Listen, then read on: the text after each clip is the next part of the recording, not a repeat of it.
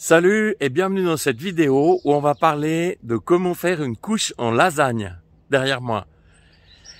J'hésitais sur deux titres. Le premier c'était « Au jardin, ne jette rien de végétal ». Et là, le deuxième titre c'était « Comment réaliser une couche en lasagne ». Alors en fin de compte, on va faire le mix des deux, d'où le nom de cette vidéo. Il y en aura d'autres qui vont sortir, si tu veux pas les louper, clique en bas à droite sur abonner. Alors c'est parti.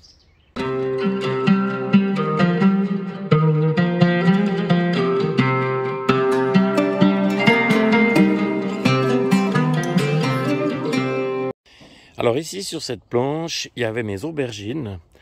Donc la toute première chose, je suis venu les couper à cette hauteur. On voit un autre exemple ici. Et maintenant, donc j'ai ramassé mes dernières aubergines qui sont là. Tout le végétal est ici, ça veut dire les restes de mes aubergines, mais j'ai aussi des feuilles, des restes de courges, etc.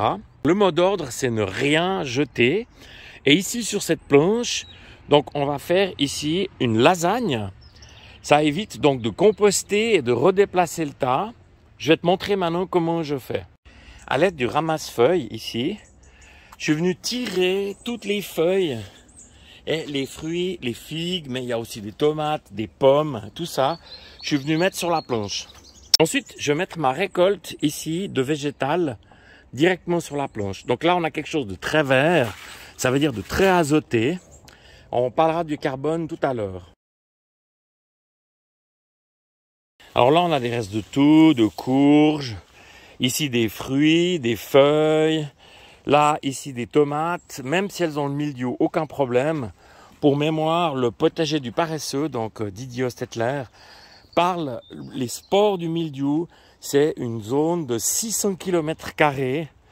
Donc ici, de toute façon, ça va geler cet hiver. Donc aucun problème avec le végétal attaqué par le mildiou. Les topinambours culminent à plus de 3 mètres de haut. Et donc pour qu'ils tiennent face au vent, aux intempéries, ils contiennent énormément de lignine. Donc en fin de compte de carbone. Et c'est ça qui va, je dirais, faire mon lasagne. En dessous, j'ai de l'azote, en dessus, j'ai du carbone et je vais continuer. Donc je vais remettre maintenant de l'azote et je vais remettre du carbone dessus. Je vais tailler ma vigne et je vais la mettre également dessus, des petits brindilles de bois, voilà. Donc ça, c'est comment je fais ma lasagne. Alors on est mi-novembre encore et tu vois, j'ai encore ici des piments, il y a des poivrons, j'ai encore des tomates dans la serre au fond là-bas. Voilà, on voit la serre. Et tout ça, ça va venir compléter la lasagne ici que j'ai fait, que je viens de te montrer. Alors, pars pas parce que le plus important, c'est maintenant. C'est le plus intéressant. Donc, ça, c'est 2024. Et 2023, donc j'ai fait une vidéo là-dessus. Je te remets le lien là en haut à droite. Ça, c'était la lasagne, donc les lasagnes, les deux couches que j'ai fait ici et ici.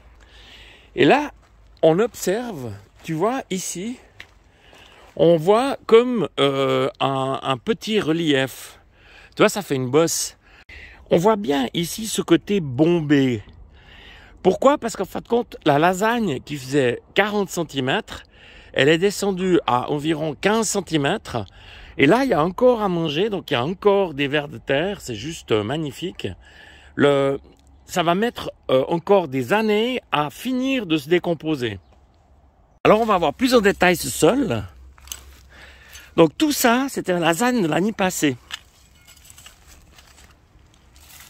Regarde, la terre est magnifique. Ça veut dire que la planche ici, l'année prochaine, ça sera la planche du fond, et ainsi de suite. Et ça, en même temps que je fais une rotation de culture, je fais une rotation de lasagne. Alors voilà, j'espère que cette petite vidéo t'a plu et t'a donné envie toi aussi de faire des lasagnes. Si c'est le cas, un pouce fait toujours plaisir. Merci d'être passé par là et à bientôt.